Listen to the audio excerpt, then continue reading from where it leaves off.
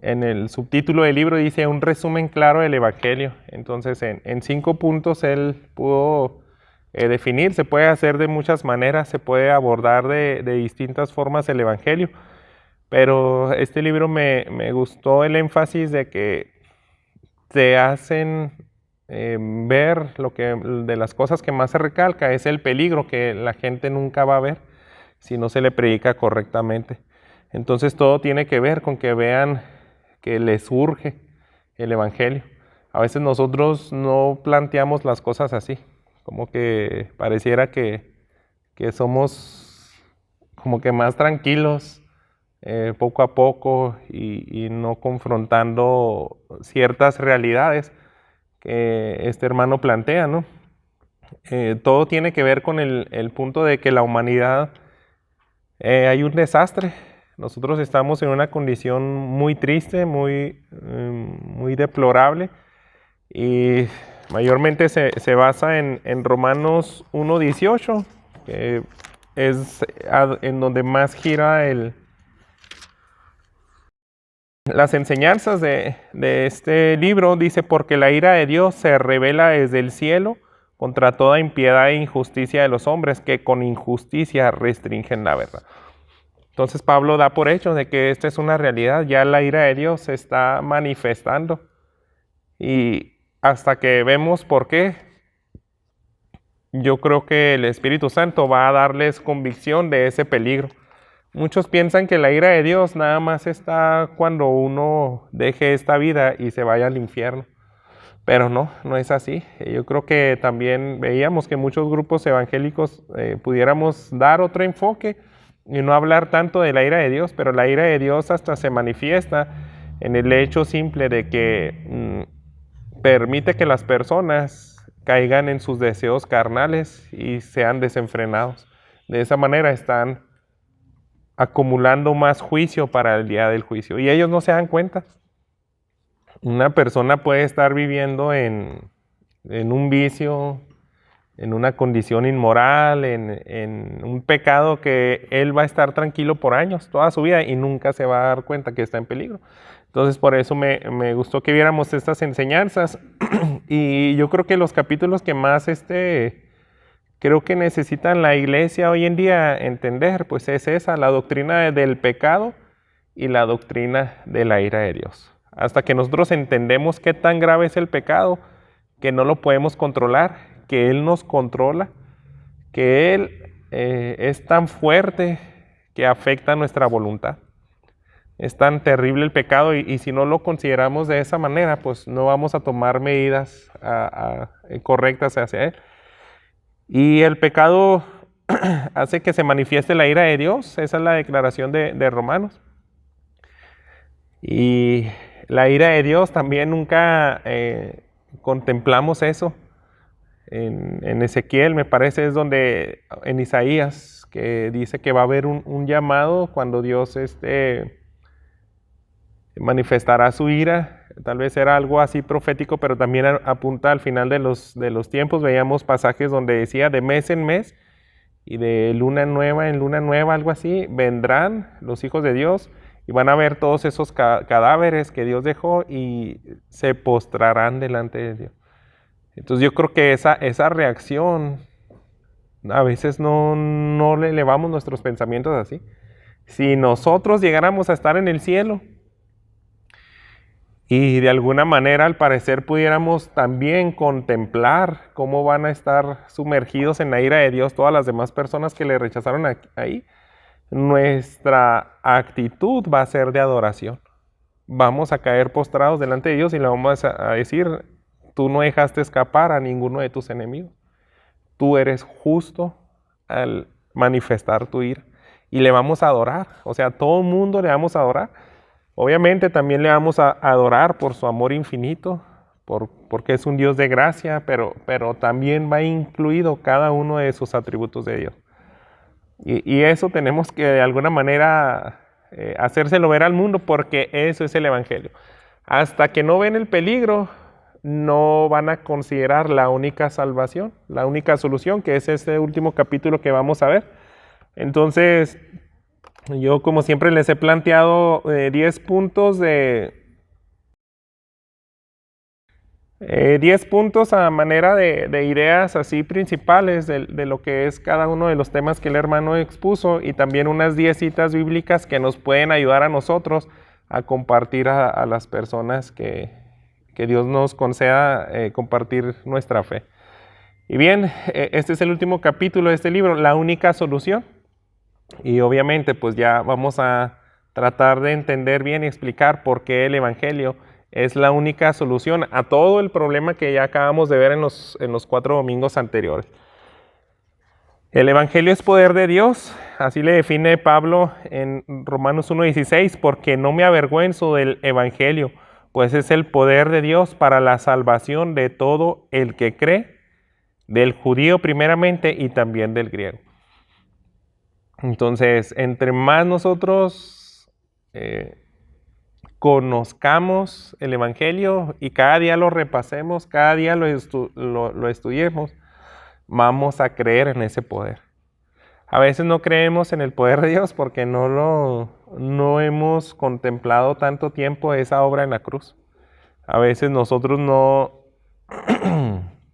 se nos hace como que hay personas que es bien difícil llegar ante ellas y decir, oye, tengo un amigo que no quiere nada de Dios y lo odia, lo aborrece y es como un caso imposible. Pero el Evangelio tiene poder para quebrantar al más duro de los pecadores. Entonces nosotros debemos de primero que nada, pues entender que ese es el poder de Dios. Y ese poder, pues no avergüenza, sino al contrario, es lo que nos hace sentirnos orgullosos del Evangelio. Nos deleitamos en el Evangelio. Porque cuando nosotros entendemos que puede cambiar al peor de los pecadores, es algo que nos gloriamos, para nada nos avergonzamos. Entonces, si es poderoso para volver en sí a cualquier persona, sería lo más necio e imprudente, pues que nos avergoncemos de un mensaje así. Sin embargo, a pesar de que el Evangelio es poder y puede transformar corazones, es una realidad también de que el hombre siempre lo rechaza. El hombre siempre lo ridiculiza, siempre lo desprecia, lo minimiza. A como el lugar, el mundo, el hombre pecador, lo intenta ver como insignificante. Y es una realidad que se transmite en todo el mundo. El enemigo, por muchas maneras, quiere minimizar ese mensaje, lo quisiera desaparecer.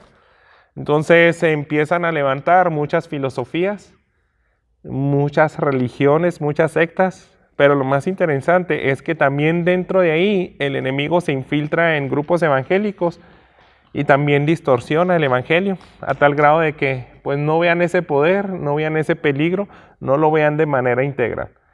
Entonces tardaríamos muchas maneras en decir cómo el mundo de hoy minimiza el evangelio. A lo mejor ciertos círculos de intelectuales pueden decir, ¿sabes qué? El evangelio es algo tan obsoleto, ya cae en una categoría de superstición, de gente de la Edad Media que no tenía los razonamientos de ahora, la tecnología, la filosofía de hoy, y es algo que se lo inventaron y no sirve para nada hoy.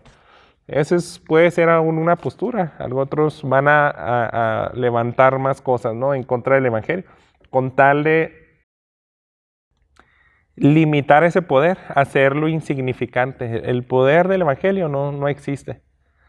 Pero bueno, el evangelio, sin embargo, vamos a ver esas declaraciones que el apóstol Pablo está completamente convencido.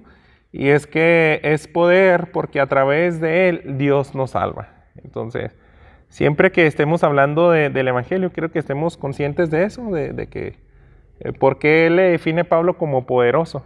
Porque si ya entendiste cómo es la depravación del hombre, cómo afecta el pecado, cómo nadie quiere acercarse a Dios, es poderoso porque sí lo puede atraer a él. Entonces, cosa contraria de religiones y filósofos del mundo que Los propios hombres presumían o reconocían que sabían ciertas cosas de cómo manejar el desastre de la humanidad y decían, no, el evangelio no sirve, vamos a hablar del socialismo, vamos a hablar de el Islam, vamos a hablar de tal religión, vamos a hablar de una vida sin someternos a Dios o lo que sea. Cualquier otra cosa que no sea el evangelio, entendamos pues bien la definición, yo creo la podemos decir ahorita de manera sencilla, pues es el mensaje de salvación que nos reconcilia con el Padre a través de Jesús, por fe en Él, y que nos libra de ese peligro. Entonces, todo lo que los grandes hombres presumían y hasta la fecha presumen de que es mejor que el Evangelio,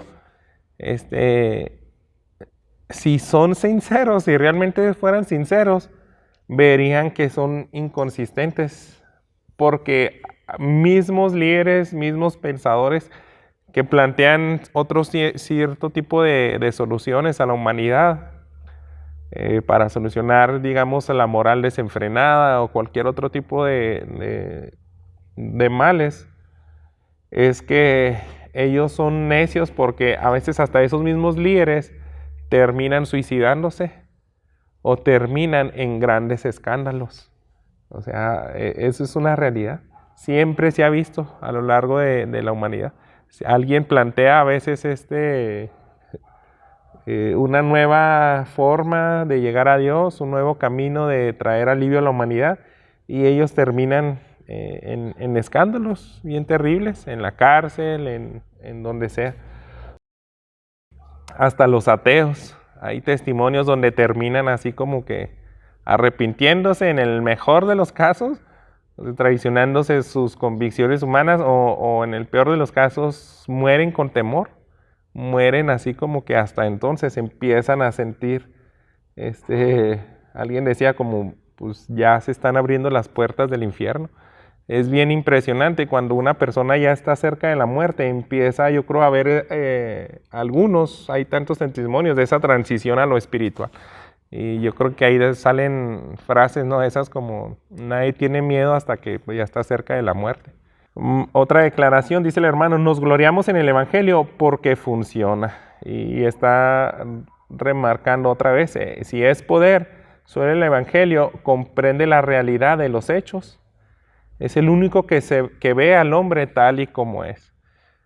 Ninguna otra religión, ningún otro mensaje puede ver el peligro en el cual el hombre está. Solamente el Evangelio entiende que está bajo la ira de Dios, entiende la gravedad del pecado y por lo mismo solamente puede ofrecer una vida diferente. Hasta que vea al hombre en esa situación tan real, es el único que puede cambiarlo. Y lo vemos bien fácil, por ejemplo, en la vida del apóstol Pablo, el que predicaba el Evangelio. Él tenía un pasado bien impresionante, bien terrible.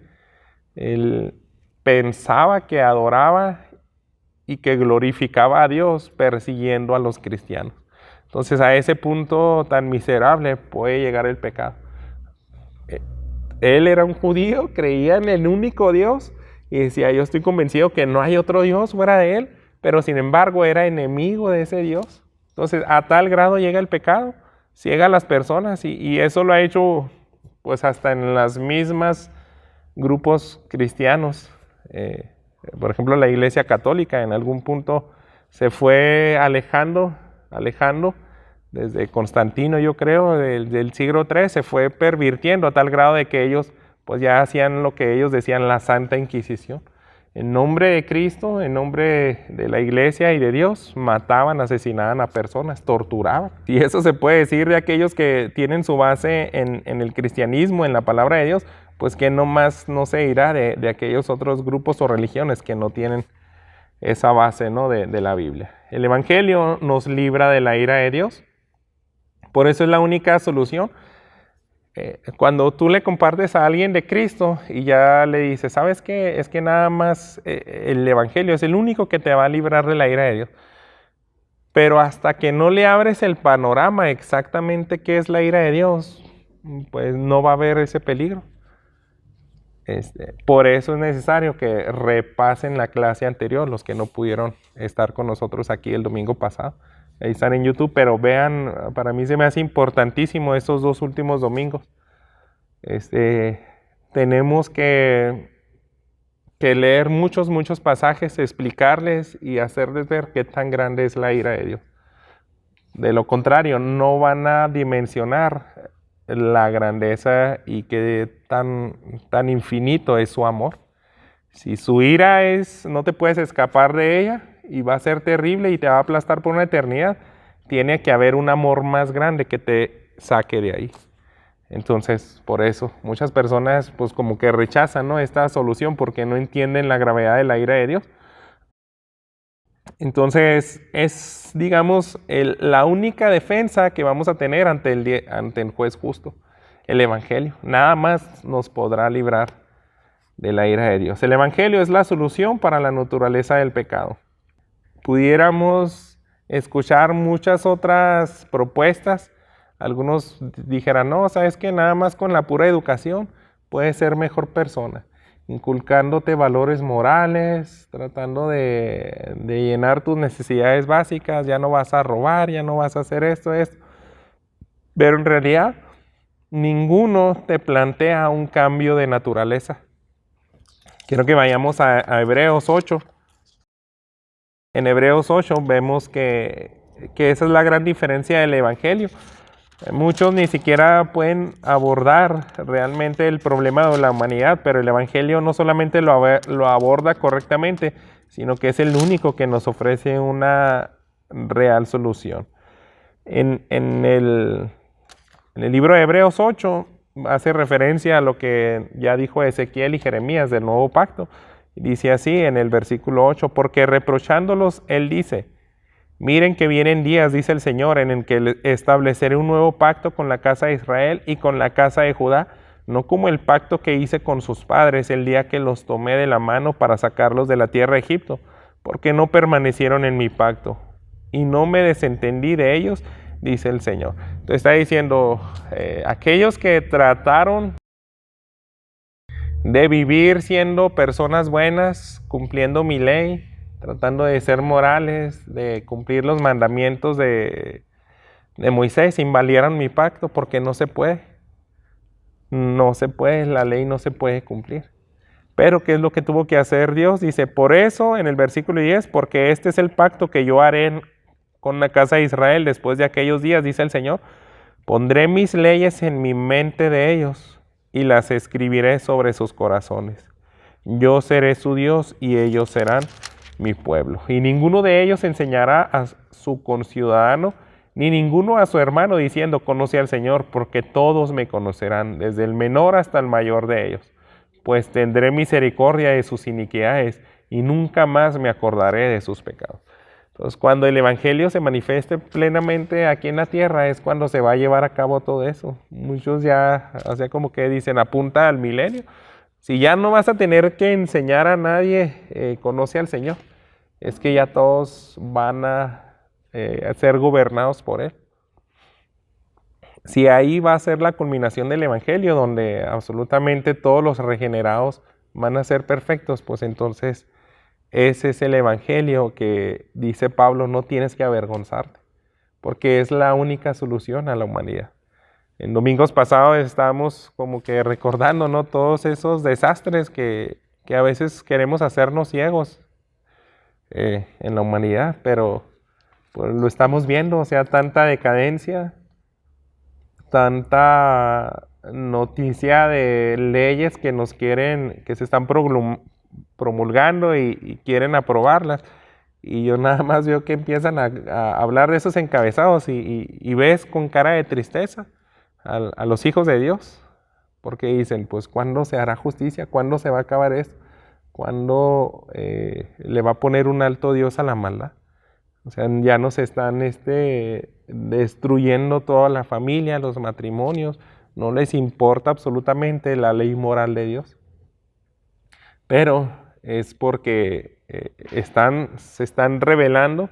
En domingos anteriores veíamos de que eso es una característica de la doctrina del pecado. No se dan cuenta que el pecado es tan terrible que deliberadamente pecan contra Dios. Ellos ya saben que están en lo mal, que están en lo incorrecto, saben que es antinatural las cosas que están haciendo y aún así lo hacen.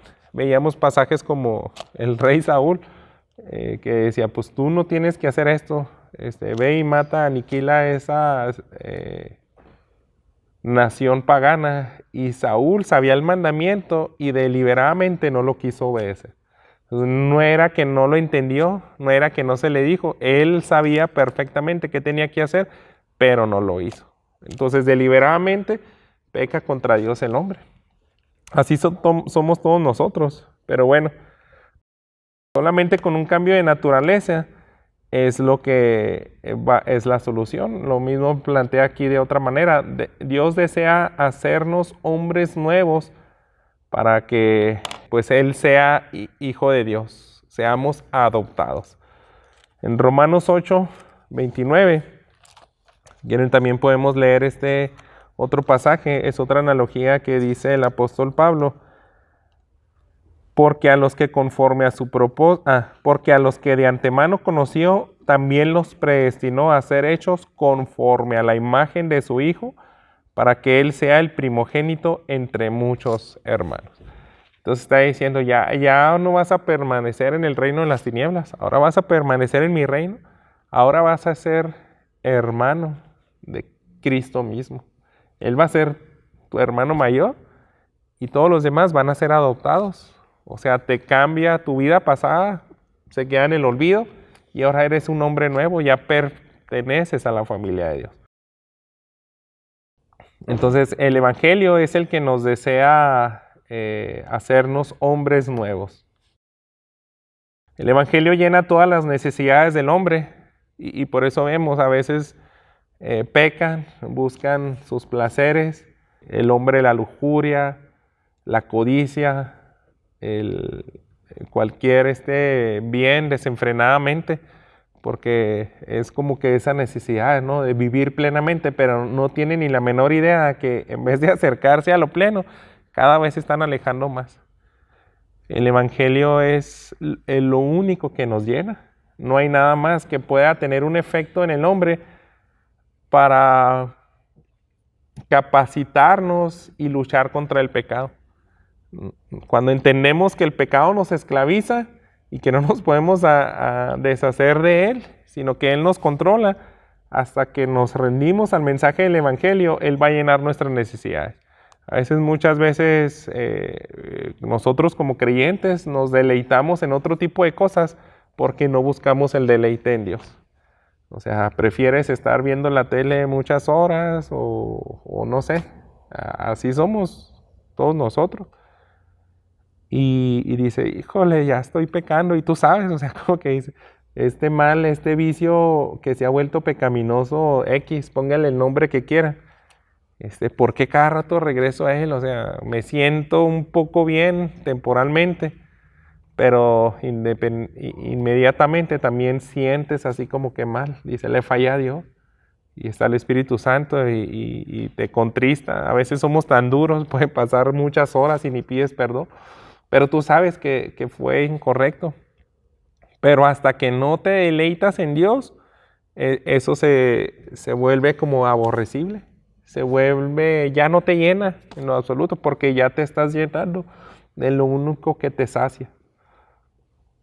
Entonces, el creyente ahora se deleita en su ley, ahora se deleita en la persona de Dios. Eso transforma el Evangelio, porque cualquier cosa que no sea el Evangelio, cualquier religión, cualquier secta, cualquier filosofía, te puede decir qué es lo correcto. Bueno, sería muy difícil a veces ni eso, pero te pueden a lo mejor identificar el problema y te pueden decir, no, sí estamos mal, sí es verdad que somos una humanidad que cada rato provoca guerras, provoca divorcios, provoca secuestros, desestabilidad económica. Eso es una realidad. Y a lo más que pueden llegar es como que afirmar que tenemos ese tipo de problemas, pero nadie te va a poder plantear una solución para que salgas de esos problemas, a excepción del Evangelio. Me gusta mucho esta declaración, el Evangelio es para todo tipo de personas. Cuando Roma, en el tiempo de Pablo, él escribe esta carta, es porque ya tenía muchos deseos de ir allá y compartir en la iglesia de lleno estas enseñanzas del Evangelio. Les da un adelanto, les da como un resumen del Evangelio en estos capítulos, 16 capítulos me parece, ¿verdad? De Romanos. Pero ya en ese entonces a Roma llegaban muchos filósofos, llegaban muchas religiones, era como que la ciudad más importante, y algunos, es como en todos, en algunas ciudades pudo haber llegado un gran filósofo a Roma y plantear cierta solución, pero no abarcaba todos los extractos sociales. Decía, pues llegó un filósofo, pero solamente está abarcando las necesidades de los intelectuales, de la gente madura.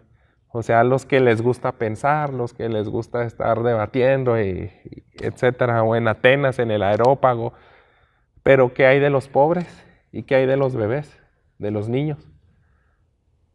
No están expuestos a ese mensaje universal. Y debemos entender que esto, cuando entendemos bien el Evangelio, hermanos, a la misma iglesia afecta. Yo les decía, creo que Manuel, esta semana que una ocasión escuché que se me hizo, antes se me hacía muy padre que decías, vamos a hacer una iglesia de cierto giro para que nomás vaya ese tipo de personas y así vamos a alcanzarlos. Y yo no veía que eso es antibíblico, porque no sé, es algo como que hizo Rick Warren de una iglesia para puro rico, puros que sean con título universitario, y allá en Beverly Hills. Entonces creció mucho todo y sí, pero ¿dónde dejas a todos los demás?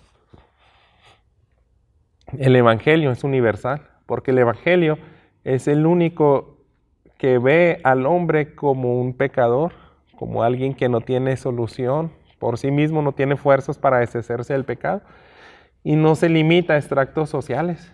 El Evangelio es la solución para todo. Por eso les digo, a veces los testigos de Jehová o cualquier secta puede llegar y decir, nada más con nosotros está la solución, pero ¿y todos los demás? Y el cristianismo no es así. El cristianismo es para todos. O sea, los mismos judíos batallaban y decían, no, la salvación nada más es en Israel. Si quieres ser salvo, circuncídate y hazte judío, prosélito. Entonces, ellos no entendían que el Evangelio es para todas las naciones. Es el único mensaje que no se va a limitar a un grupo de personas. Y aquí va la última declaración. El Evangelio va a redimir multitudes. Y esto es de las cosas que más le trae gloria, porque en todo el mundo, a todo tipo de necesidades, va a alcanzar. Y vamos a ver ahí en el cielo todas esas personas que pudieron encontrar la única solución a ese peligro. Por último vamos a leer esta cita, déjenme, se los leo aquí, Romanos 5, 11 al 13. Y miré y oí la voz de muchos ángeles alrededor del trono, y de los seres vivientes y de los ancianos. El número de ellos era miriadas de miriadas y millares de millares, que decían a gran voz, el Cordero que fue inmolado es digno de recibir el poder, las riquezas, la sabiduría, la fortaleza, el honor, la gloria y la alabanza. Y oí decir a toda cosa creada que está en el cielo, sobre la tierra, debajo de la tierra y en el mar, y a todas las cosas que en ellos hay, al que está sentado en el trono y al Cordero sea la alabanza, la honra, la gloria y el dominio por los siglos de los siglos. En eso se va a culminar el Evangelio, cuando todos le demos la gloria a Dios. Y ahí se encuentra todo tipo de personas, cualquier extracto social, cualquier idioma o lenguaje, cualquier color de piel. Todos ellos van a ser alcanzados con el Evangelio. Es lo único que puede ofrecer esa ayuda universal. A veces uno quisiera, grupos aquí neciamente decir, no, pues vamos a mejorar la humanidad y vamos a tomar ciertas medidas, pero va a venir afectando solamente a un un pequeño grupo de personas. Nunca ha habido una solución humana que aplique parejo con todos. Hasta los que si quieren dar ese paquete de decir, no, pues nuestro círculo socialista sí tiene ese fin, todos parejos, pero no. Terminan ellos en la práctica destruyendo su país, su nación. Vean todas estas citas. Yo nomás consideré Lucas porque es infinidad. El Evangelio está en todas partes, hasta en el Antiguo Testamento. Hay tantas partes en todos los evangelios, en las cartas. Y a veces llega un amigo con nosotros con cierta necesidad y tú dices, no, pues ¿cómo le hago con él? Si perdió su casa, si lo corrió en el trabajo o quebró su empresa y se quiere suicidar. O sea, ¿cómo le haces para levantarle el ánimo a alguien así? ¿Cómo le haces a alguien que está muriendo su esposa, tiene una enfermedad terminal? ¿Cómo le hago para compartirle de Cristo a alguien que perdió a su hijo y está odia a Dios? Que por cierto, pues esa fue una pregunta que me llegó en la semana. Alguien me decía, oye, tengo un amigo que hace 2 años falleció su hijo y antes amaba a Dios, pero y ahora no quiere saber absolutamente nada de él. Por eso les decía yo ahorita, el dolor polariza a las personas. O va a hacer que aborrezcan a Dios, o van a hacer que se humillen y lo adoren, y se entreguen y se rindan a Él. Pero hasta que entiendan el Evangelio. Miren, cuando uno realmente te tomas tiempo para estudiar cualquier pasaje de la Biblia y plantear el Evangelio, tu fe crece. Tú no vas a creer en el poder del Evangelio, porque esa frase que dice, y no me avergüenzo del Evangelio porque es poder de Dios, pero no cree el creyente que no estudia el Evangelio. Ellos dudan de que puede hacer un efecto tan fuerte en las personas, porque ni siquiera ellos se han dado tiempo de sumergirse en 5 versículos, y voy a pasar 2 horas nada más rodeando esos 5 versículos y decirle a Dios, lléname con tu Espíritu Santo, abre mi entendimiento para que vea las verdades del Evangelio. Y cuando tú ves la palabra de Dios, escuchas la palabra de Dios, ¿qué es lo que pasa? Tu fe crece. Y ahora no dudas que el Evangelio es poderoso. Y puedes ir con alguien y directamente, sin rodeos, decirle, mira, tú necesitas esto y punto. Y a veces vamos con rodeo, así como que, híjole, es que está bien difícil tu situación y se me hace que si te hablo de la ira de Dios, se me hace que te vas a enojar y no vas a querer nada. Entonces, fíjate, puedes titubear tú mismo porque no crees en el poder de Dios.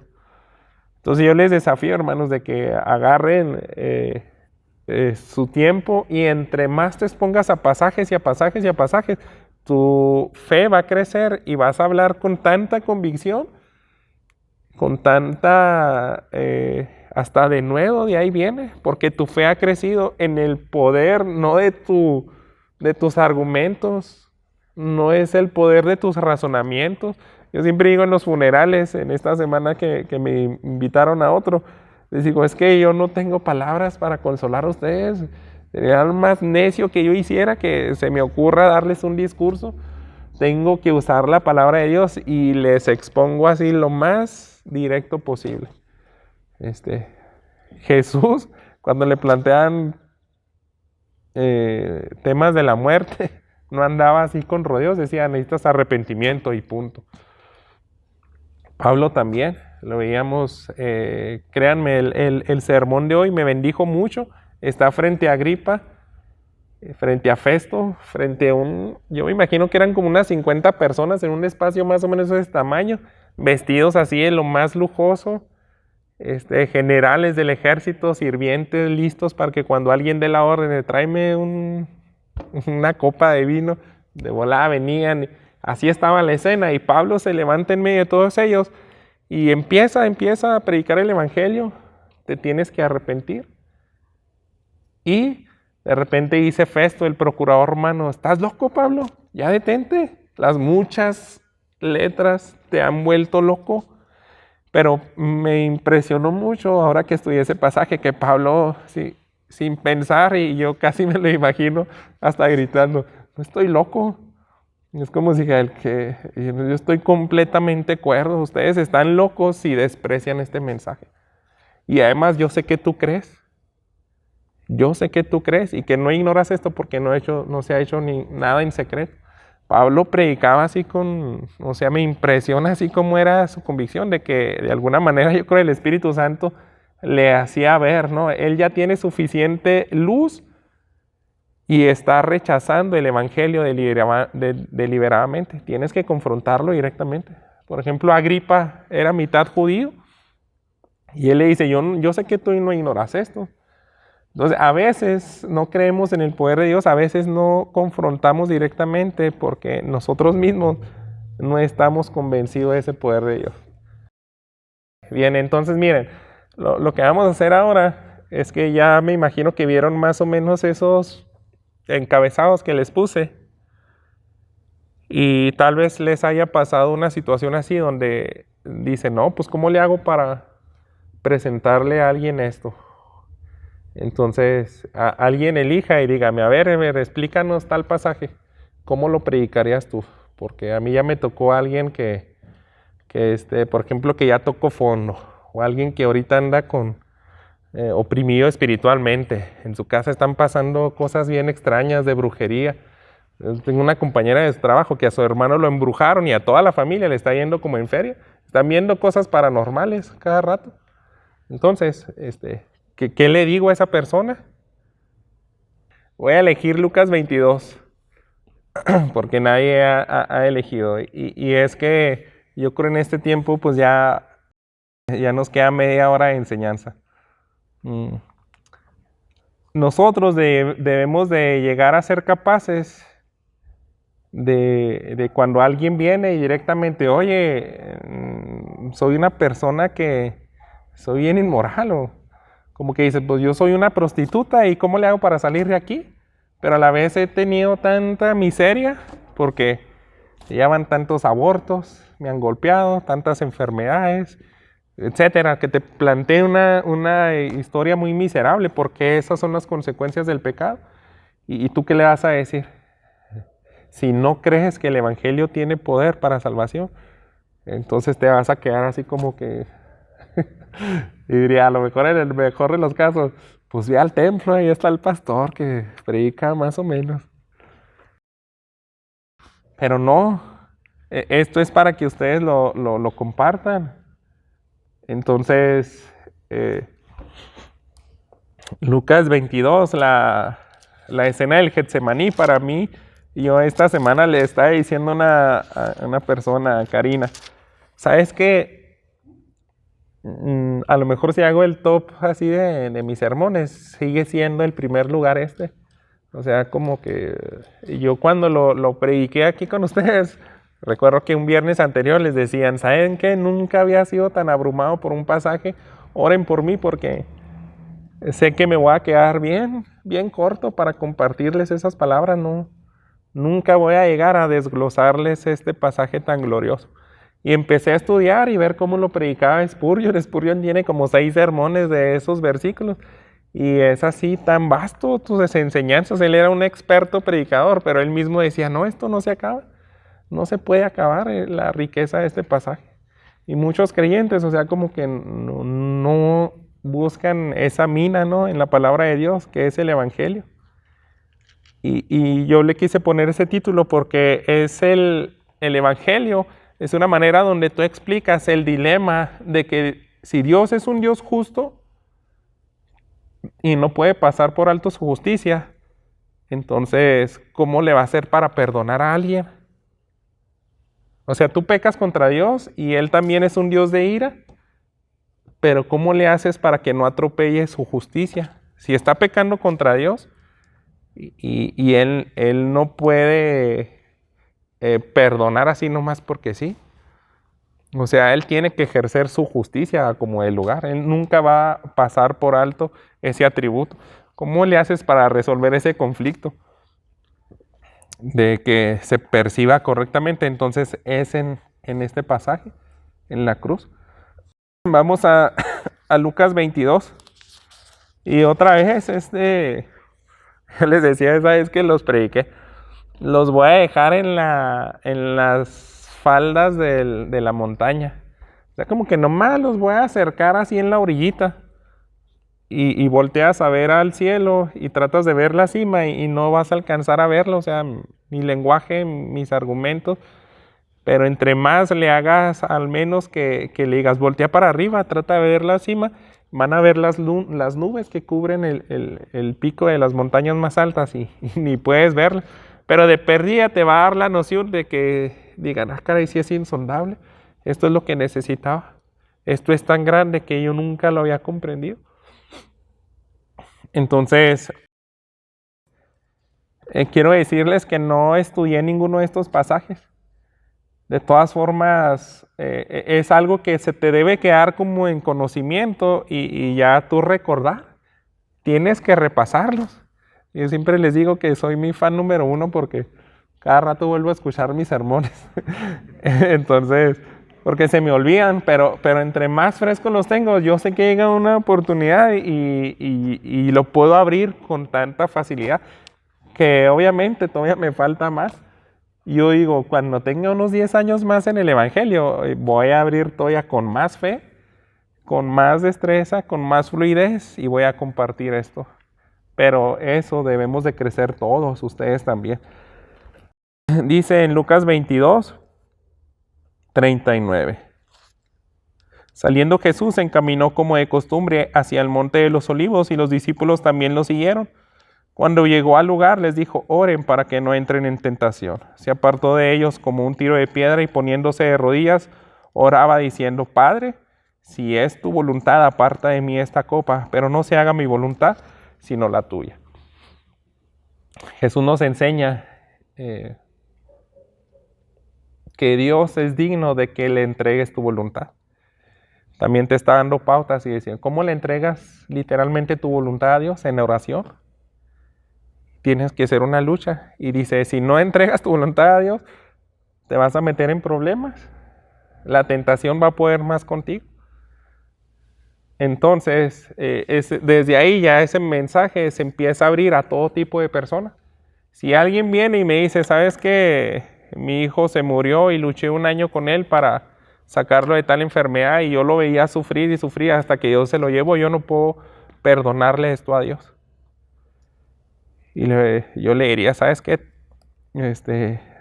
Hace falta que tú entregues tu voluntad a Dios, porque Él es el creador de la vida.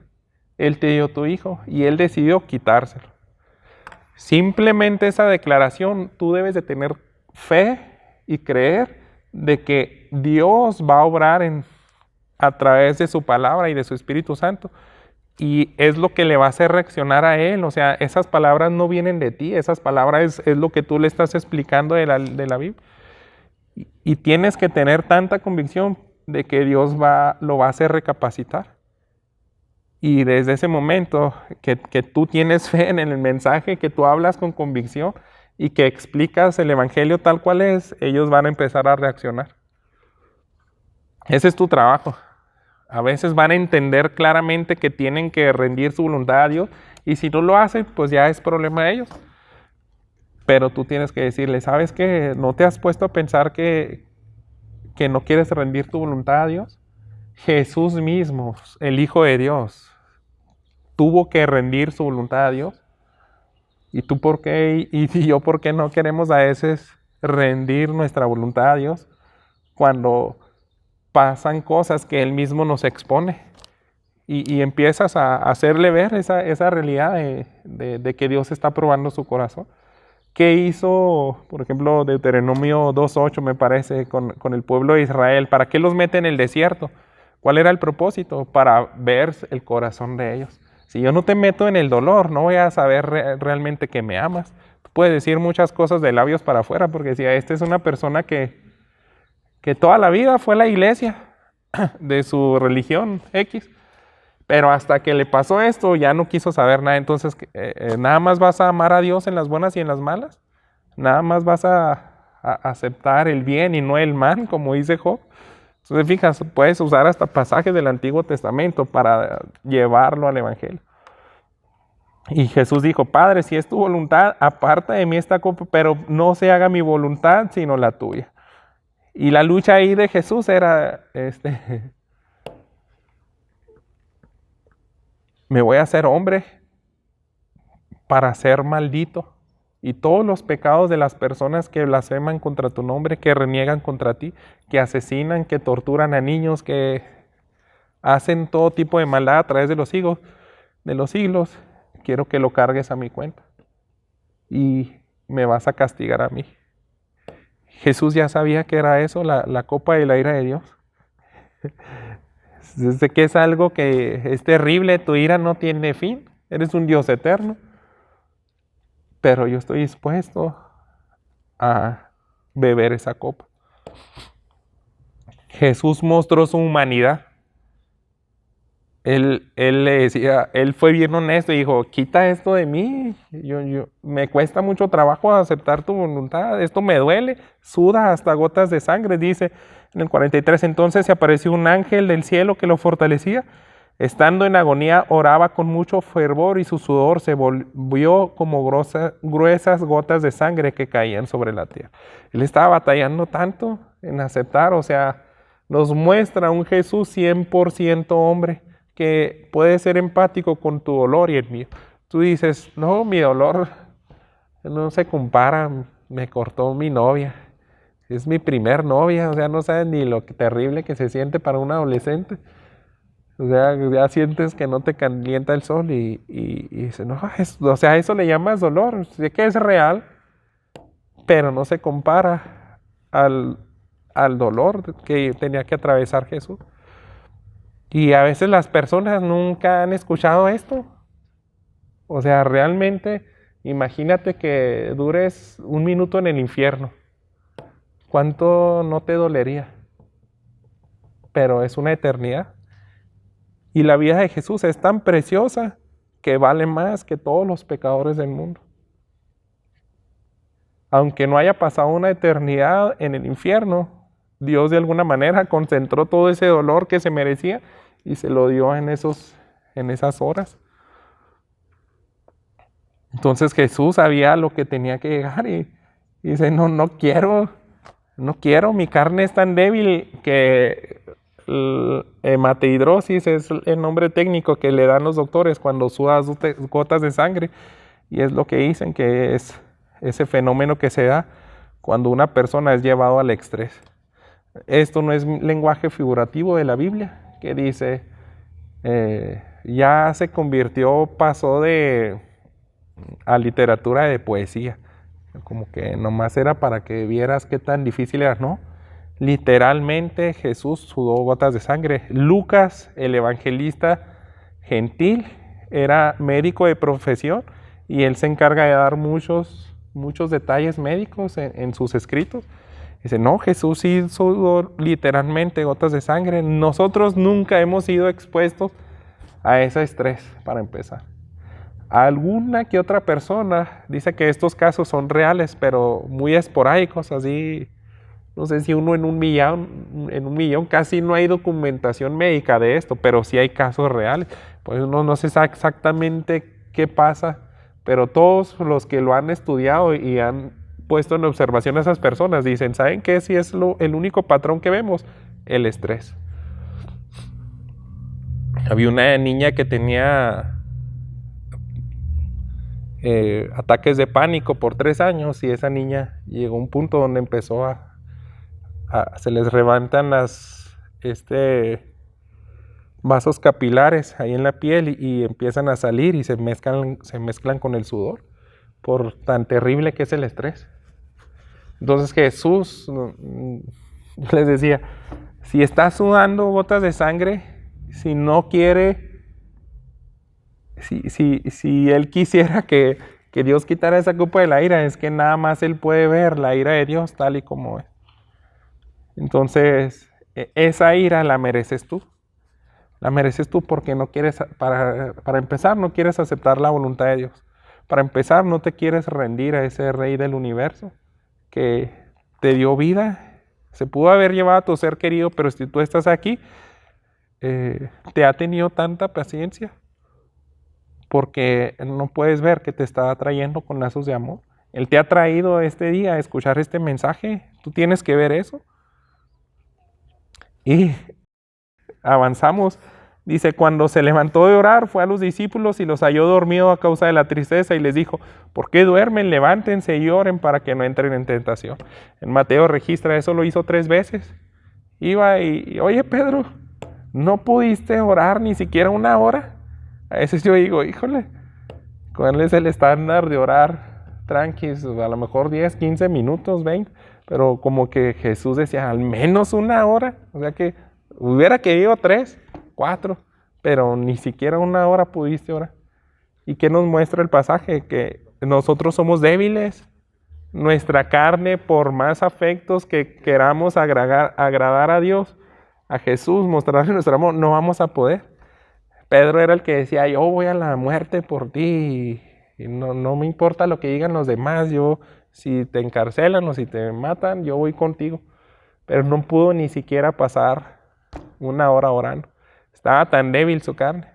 Y ahí puedes decir, no, pues andaban desvelados, ya era la madrugada, ya habían pasado tantas cosas. Pero ¿qué nos está diciendo?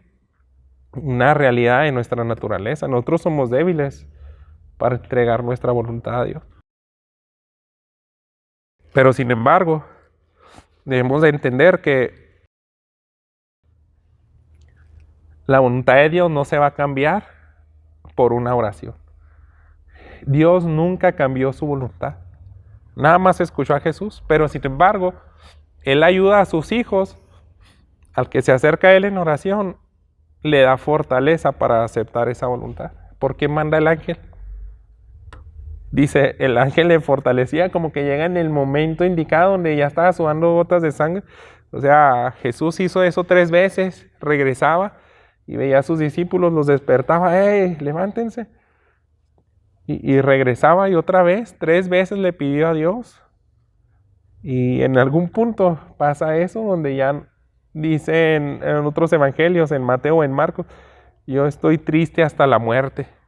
O sea, era tan terrible ese momento, porque ahí tenía que entregar la voluntad de Dios. Para muchos, estamos convencidos de que ahí fue la victoria en la cruz. O sea, la cruz todavía ni pasaba. Pero si ya entregas tu voluntad a Dios, y ya lo que venga ya no va a ser difícil para mí, porque ya entregué mi voluntad a ti. No me importa lo que me claven en una cruz, que me escupan, que se burlen de mí. Yo ya entregué y ya acepté que voy a recibir eso. Entonces nosotros vemos que Jesús sale victorioso y entregó la voluntad al Padre, porque Él termina de orar, se levanta y le dice a los discípulos, ya estuvo, ven, ya viene el que me va a entregar. Jesús no huyó. Jesús no dijo, levántense y vámonos corriendo porque no pude entregar la voluntad a Dios, a ver cómo se las arregla Dios y los salva a ustedes, porque están bajo la ira de Dios y no alcanzó mi valentía para recibir la ira de Dios, ¿no? Jesús fue el más valiente de todos y dijo, ¿saben qué? Ya entregué mi voluntad al Padre y lo hice por ustedes, que son débiles y no pueden hacerlo. Yo voy a ir a recibir toda esa ira de Dios. Y cuando recibe todo el castigo, el Padre se agrada, le resucita y ahora ya tiene poder para resucitar a todo el que cree en Él. Entonces le puedes decir, ¿sabes qué? Este es el mensaje que nos va a salvar de la desesperación. Tú y yo estamos como, ahí les puse otro pasaje en el 23. Para los que aborrecen a Dios, estaban los dos en la cruz y le injuriaban. Los dos le injuriaban. Tienes que ir a Marcos, a Mateo. Y en Lucas se registra que uno de ellos se arrepiente. Llega un punto donde Dios lo hace reaccionar y ¿sabes qué? Nosotros lo merecíamos. Pero yo ya no más. Yo ahora quiero creer en ese letrero que pusieron arriba de Jesús. Este es el rey de los judíos. Si es el rey de los judíos, entonces es cierto que Él va a restaurar a la nación. que Él va a someter a todos los enemigos bajo sus pies y que Él tiene un reino celestial y le dice, acuérdate de mí y cuando vengas en tu reino. ¿Qué está haciendo ese pecador?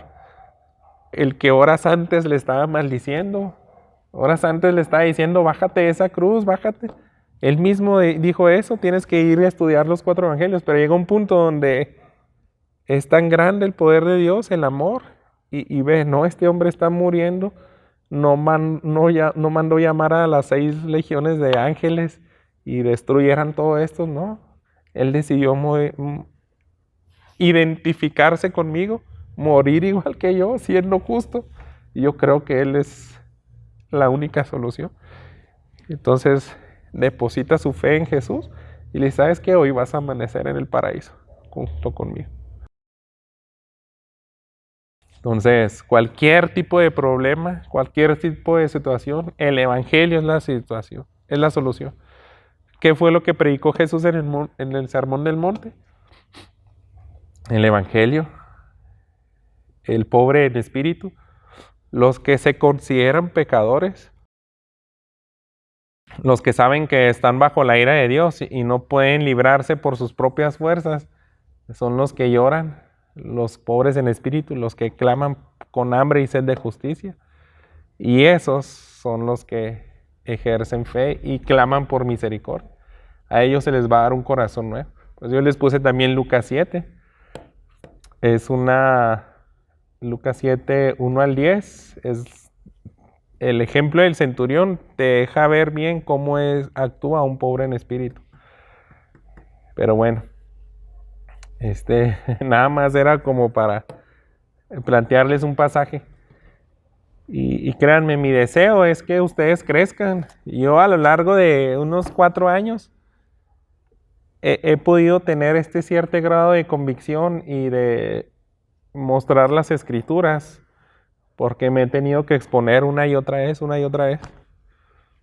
Y leo otro pasaje y me trae tanta luz. O sea, para mí cada semana, por ese llamado que Dios te da como pastor, que tienes que estudiar y mostrar el evangelio y llevar a las ovejas a donde están los pastos verdes, pues cada semana encuentro algo nuevo y mi fe va creciendo. Yo no predico así como el año pasado. O sea, escucho mis sermones y digo, no, ahí no tenía tanta fe. Ahí andaba medio divagando, andaba hasta tartamudeando y veo que si no te dejas de exponer tú mismo a indagar, a estudiar el evangelio, para empezar hay tantos beneficios. A ti te cambia, a ti te hace más humilde y te rindes a Dios, tu voluntad, y eso hace que seas un vaso de honra y Dios te va a usar como un buen instrumento. De lo contrario, no vas a poder ser luz a los demás, porque para empezar tú mismo no estás entendiendo el evangelio, no está haciendo un efecto en tu vida, entonces no vas a ser de tanta bendición a los demás. Todo tiene que ver con que sea un evangelio integral. Me interesa mucho que escuchen las 2 clases pasadas. Las 5 pues, pero las 2 pasadas son muy importantes y sobre todo que ustedes agarren su Biblia, no agarren esa lista, agarren todo un evangelio y léanlo, y como de dónde, qué saco de aquí. Yo hasta que ya estudié y indagué y todo, ya de repente dices, caray, este pasaje de Zaqueo está bien padre para los que aman las riquezas. Porque antes está un rico que le dice, oye, ¿qué tengo que hacer para ir al cielo? No, pues fácil, dalo todo a los pobres. Y después ven y sígueme, o sea, triste. Y los discípulos dicen, híjole, pues, ¿quién puede ser salvo? Si es más fácil que entre un camello por el ojo de una aguja. Y de repente, ¿qué pasa? Viene la historia de Zaqueo. Y Zaqueo era un jefe de los publicanos. Los publicanos eran ricos, pero si eras jefe de los publicanos, eras así ultra. ¿Y por qué Zaqueo dice, sabes qué? Voy a dar la mitad de mis riquezas a los pobres. y voy a dar nada más la mitad porque con la otra mitad pienso recompensar hasta cuadruplicado a todos aquellos que defraudé. Yo creo que hice un cálculo y si me quedo en la miseria y todo, ya, no importa, encontré la perla de gran precio. O sea, ¿cómo explicas que alguien que amaba al dinero y las riquezas de pronto ya no quiere saber nada de eso? Y las riquezas ya no son nada para mí, porque encontró a Jesús. Zaqueo no se nos dice de qué se pusieron a platicar Jesús con él. No se nos muestra y le dice lo mismo que al otro rico. Oye, Zaqueo, ¿quieres ir al reino de los cielos? Tienes que dar todo a los pobres. No se nos describe nada de eso. ¿Saben por qué? Porque Jesús mismo es el evangelio. Él le dijo, voy a ir a tu casa. Ya con eso era suficiente. Yo creo, pudieron hablar de muchas cosas, pero que Jesús mismo te visite. Tienes un encuentro personal con Él, te cambia todo, te da otra naturaleza, cambia tus afectos y ahora sí lo puedes amar. Ahora ya no vas a ser esclavizado de, no sé, un mensaje así para alguien que no puede salir de los casinos cuando los abran, pues. Qué bueno que están cerrados ahorita, pero ese amor a las riquezas no es solamente para los que tienen bienes materiales, ¿no? Aunque no tengas muchas riquezas, todos amamos a veces las cosas materiales. Pero bueno, como quisiera así seguir, ¿no? Con cada uno de estos pasajes, porque es lo que quisiera despertarle esos deseos de que ustedes mismos vayan, se deleiten en las escrituras y digan, todos esos mensajes, si se fijan, yo se los planteé como enfocado a necesidades particulares de personas. Porque hay muchas maneras más, ¿no? Pero en ese punto, en todos, tú te puedes encontrar identificado. Y hasta que no lo estudias, vas a decir, pues yo soy exactamente como aquel ciego, como aquel endemoniado, como aquella mujer pecadora. Soy igualito a ellos y no me había dado cuenta. Y hasta cuando te das cuenta y la palabra de Dios te confronta, tú caes humillado y dices, nada más en ti hay salvación. Nada más en ti hay esperanza. Y lo que más vas a anhelar y aferrarte toda tu vida es a Cristo mismo, a su persona, a la obra en la cruz. Entonces, si tú cambias, vas a poder compartir. Tenemos que ir constantemente al agua viva para que nosotros también fluya. Si no, decía un libro que estoy leyendo de literatura del Espíritu Santo, Torrey, me parece que es el autor, porque ya tengo 2 libros ahí, pero él decía, hay muchos, no, ya es otro, ya me acordé quién, pero él decía, hay muchos creyentes que es muy poco el fluir de sus vidas, o sea, no bendicen a veces en lo más mínimo a alguien, porque ellos mismos pues no están llenos del Espíritu Santo, de la palabra de Dios, de Cristo mismo. Pero cuando eso eres lleno de Él y desborda y fluye, o sea, puedes bendecir a tantas personas, Bueno, ya ahora sí. Ya me marcó que ya es la hora exacta. Vamos a orar y les pido que comenten algo final, si no oramos para que Dios siga pues despertando, ¿no?, esos afectos a su palabra, al evangelio. O andan como regañados. Oye, ¿de qué se mueve? O sea, ¿cómo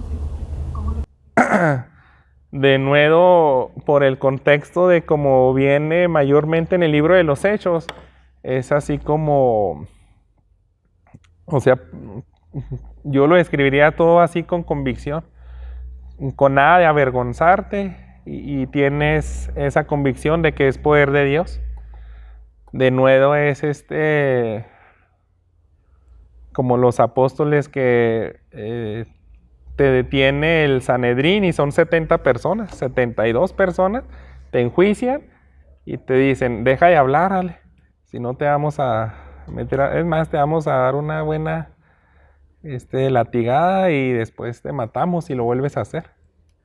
Entonces tú como que te atemorizas, pero los creyentes de los Hechos decían, no, vamos a orar para que Dios nos dé de nuevo para predicar. Entiendo que tener es valor. Sí, o sea, implica todo eso. De nuevo es fe, es valor, porque yo estoy planteándote esa escena en el contexto donde se usa esa palabra, porque o eras amedrentado o era todo lo contrario. Entonces ellos, ¿qué pasa? Dice todo lo contrario. Les dan su buena friega a los 12 y dice que salen contentos, gozosos por ser dignos de ser llamados. Yo creo responder más directamente a la pregunta de Ale. Quiero que vayamos a ese pasaje, es Hechos 4. Entonces, en el para empezar, al inicio arrestan a Pedro y a Juan y el ángel los saca de la cárcel. Entonces los arrestan y los meten a la cárcel porque predican. Y el ángel le dice, no, los voy a sacar y se van a ir a predicar otra vez. Entonces de repente, ¿qué pasó con esos dos? Pues andamos ahí buscándolo y unas broncotas que se metían, ¿no? Los carceleros. Y de repente llega alguien, ahí están en el templo otra vez y predicando. Entonces eso es de nuevo, o sea que no te amedrenta nada. Y por eso dice en el 23 otra vez que los agarran, los amenazan y los sueltan. Dice, cuando quedaron en libertad, fueron a los suyos, les contaron todos los que los principales sacerdotes y los ancianos les habían dicho. Al oír ellos estos, unánimes alzaron su voz a Dios, dijeron, oh Señor, tú eres el que hiciste el cielo, la tierra, el mar y todo lo que en ellos hay. El que por el poder, por el Espíritu Santo, por boca de nuestros padres, David tu siervo, dijiste. Y me gusta, ¿no? Podemos pasar tiempo en estudiar esta oración, pero dice, ¿por qué se enfurecieron los gentiles y los pueblos tramaron cosas vanas? Se presentaron los reyes de la tierra y los gobernantes juntaron a una contra el Señor y contra su Cristo. Porque en verdad en esta ciudad se unieron tanto Herodes como Poncio Pilato junto con los gentiles y los pueblos de Israel contra tu santo siervo Jesús, a quien tú ungiste, para hacer cuanto tu mano y tu propósito habían predestinado que sucediera. Entonces están diciendo, desde que estaba Jesús aquí siempre hay oposición. O sea, todos mataron a Jesús, o sea, y ahora quieren matar a Juan y a Pedro, y siempre va a ser esa oposición. Eso es una realidad. Entonces ellos no oraron y le dijeron, calma, ¿no? Los que nos persiguen, ¿no? Ellos no pidieron así. A mí me da mucho la atención porque no dijeron, ¿por qué no eliminas y los mandas más rápido allá al infierno y que nos dejen en paz un rato? O sea, el ángel saca a Pedro y Juan de la cárcel y luego dice, ¿saben qué? Váyanse a Egipto, allá están más tranquilas las cosas. Y allá prediquen, no, van a ir al templo otra vez. ¿Se fijan? Entonces, ¿qué necesitas? O sea, necesitas mucho valor. Y ahí va la oración. Ahora, Señor, considera sus amenazas y permite que tus siervos hablen tu palabra con toda confianza. Esta es la nueva versión de las Américas. Me parece que ahí es donde dice de nuevo, o no sé, pero este es el contexto. Mientras extiendes tu mano para que se hagan curaciones, señales y prodigios mediante el nombre de tu santo siervo Jesús. Después que oraron, el lugar donde estaban reunidos tembló y todos fueron llenos del Espíritu Santo y hablaban la palabra de Dios con valor. Entonces ahora sí ya nada los detenía. Dice, si aquí hay persecución, si nos quieren aborrecer los judíos, los romanos, no se va a acabar eso. Entonces, ¿cuál es la oración correcta? Danos de nuevo. Que no paremos de predicar, que no nos amedrentemos, que tengamos valor. Y acompáñalo de alguna manera con obras, con algo visible que confirme que somos tus hijos. Entonces, eso pasa en todos los lugares donde florece el cristianismo.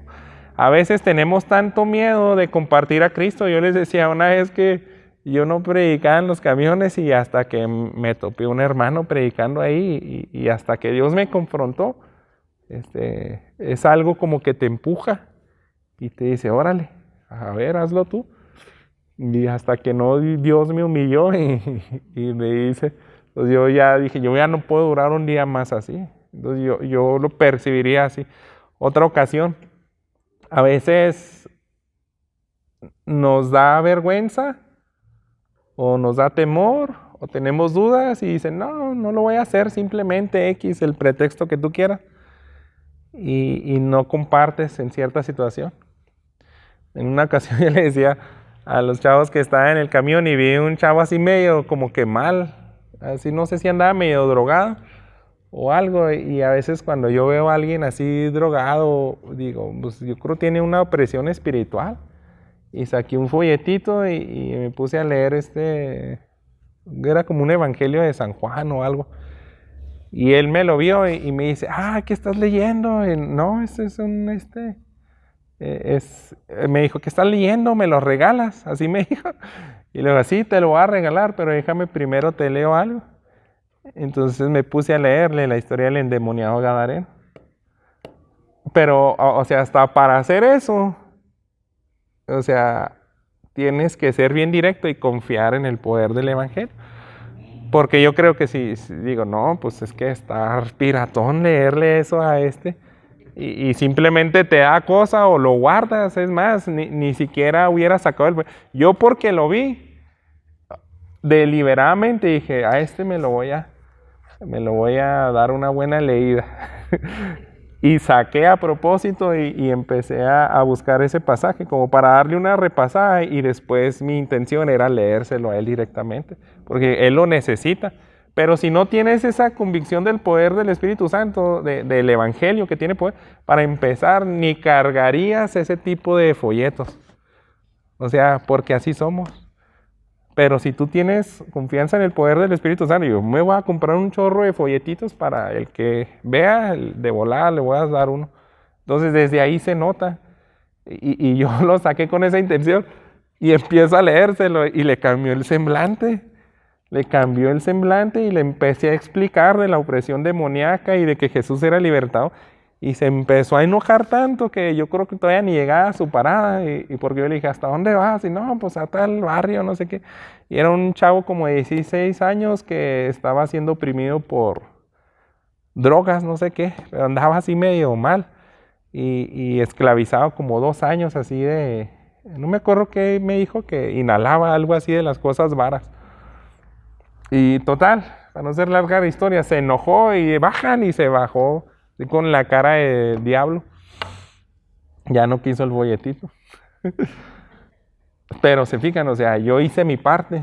Y digo, el Evangelio de Dios es poderoso y a veces tú dudas y ahí está un pasaje.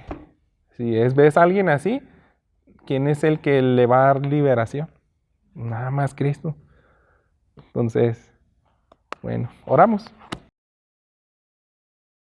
Padre nuestro, gracias porque tú nos permitiste exponernos a tus enseñanzas nuevamente y gracias, Padre, porque nos recuerdas a tu iglesia que el Evangelio tiene poder y no hay para nada por qué avergonzarnos y necesitamos creer día a día, tener fe en ese poder que es incomparable, Señor. Es el único poder que cambia el destino de la vida de las personas y estamos aquí para hacer luz y compartir de ese poder. Y no avergonzarnos, sino todo lo contrario, que seamos nosotros los que con todo valor vayamos y compartamos estas buenas noticias. Usa estas enseñanzas, Padre, para que tu iglesia Peniel nos levantemos y seamos pues siervos inútiles, esos siervos que simplemente hacen para lo cual tú nos salvaste. Si nos diste gracias y tu gracia se derramó sobre nosotros, permítenos compartirlo también. En Cristo Jesús, amén.